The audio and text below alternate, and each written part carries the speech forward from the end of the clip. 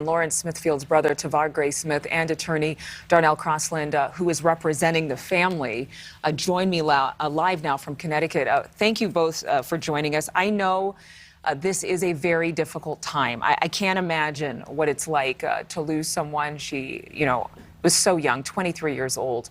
But let's get to some of the things that people at home might be wondering about this case. I'll start with you, Darnell. You filed a notice with the city of Bridgeport of your intent to sue. You're still moving forward with that lawsuit? That's correct. We have filed and we're still moving forward. So, as we heard the background on this case, police originally said that Lauren's death was an accidental overdose. They've just recently said that they will investigate any foul play. Why would you still be suing if they have done what you actually were asking for all along, a criminal investigation? Well, there's a couple of things to remember. The medical examiner's office came back with a conclusion that there were several foreign substances in Lauren's body. We know that Lauren doesn't use drugs, doesn't have a history of using drugs. So the question is, how did those substances get in her body? She was with one person before she died, and that person should be targeted and should be investigated and should be a part of this determination as to how these poisons got in her body. So while it's an enema of sunshine that this is now a criminal investigation, the DEA and the Bridgeport Drug Task Force have entered this case. We want to make sure that this doesn't turn into just a drug investigation and not an investigation into crimes against persons. Because Lauren was a person who died under these circumstances, and we want to make sure that she is given the due process that she needs, not just to trace where the fentanyl came from. Now, I will say, if they find where the fentanyl came from, perhaps that will lead us to finding out how they got into her body and whether they were connected to this gentleman. But we want to make sure that we don't get lost in the fact that this is not just a drug investigation. It's an investigation against crimes against persons, and that's what it should be. Well, this person that you keep referencing was the young man that was at her home, invited to sleep at her home with her, found her in the bed, with blood coming from her nose, according to the latest reporting that we've seen. And he called 911. He actually alerted authorities. He's not been called a person of interest in this case. What is your suspicion? Just the fact that she's never used drugs before, according to the family? Well, basically, this is what we have here. We have a 23-year-old young African-American woman who's in a home, her own home, on an alleged date with a white man, probably around 40 years old, I'm told. I'm not sure.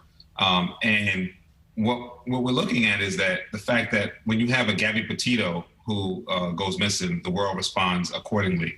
And with this particular case, the police department, the police department did not even do an investigation in terms of quarantining the area, collecting items of import, such as a condom with semen in it, a pill that was on the kitchen counter, lube, and a bloody bed sheet. This gentleman gave a statement that was self-serving, and the police just said, "Have a nice day. He's a nice man." So, I don't want to cut you off because of the sake of time. I want to get to Tavar. This is her family member. As her brother, you reportedly went to the home the night that she presumably passed away. You stopped and saw your sister. What did she look like when you saw her? I didn't see her the night that she passed away. That was Lakeem. But another brother. It was my other brother, yes. Okay. Lakeem was there the night that she passed, and we know our sister like the back of our hand. We grew up with her. We've always spent time with her. We're very family oriented. Lakeem told me that that Lauren was her regular self. She was. They went shopping earlier that day, and her and this gentleman. No, Lakeem and Lauren went shopping earlier that day. Okay. And some of his clothes got mixed into her shopping bag, which is the reason why he went to her house to get his clothes from her. And when he went over there, she came out to his car, and he said she looked like her regular self. They were laughing, they were joking. He was only there for a few minutes, but she didn't look like anything was wrong with her at all. She didn't look like she was drunk or had taken anything at all. And once he got his clothes, he left. But he said she looked just normal, the way that we know her. What would you like to see happen, Tavar? I mean, obviously, nobody wants to bury their sister, and this is tragic. It's terrible when somebody so young with such a promising future dies. Anybody in our family dies. But what would you like to have happen? What do you think is the right thing to do? Well, for one, we want an open and fair and transparent investigation because they didn't give us that. They didn't allow us that. They pretty much discarded my little sister, my only sister. She had, like you said, she had a full life ahead of her.